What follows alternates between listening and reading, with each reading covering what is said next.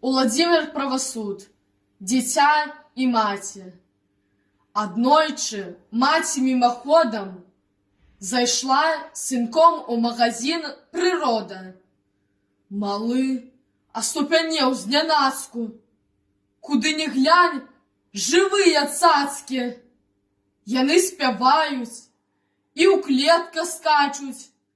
Такога ён яшчэ не бачыў.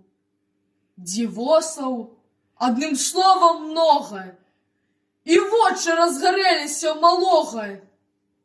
І вось ён позірк свой на момант нейкі спыніў на клетцы з канарэйкай. Якая птушачка, глядзіце, купіце мне яе, купіце. Даводзіць стала маці так і гэтак. Нашто, маўляў, нам птушка гэта? Але дзе там? На ўсё ўшчуванне, адгаворы, слёз мора. І маці перад просьбай не ўстаяла, і птушку гэтую прыдбала. Во радасці было! Ды як на тое зло, на вочы трапіла тут клетка з папугаем. Ах, птушачка якая! Усклікнула дзіця. Глядзіце! Купіце мне яе, купіце!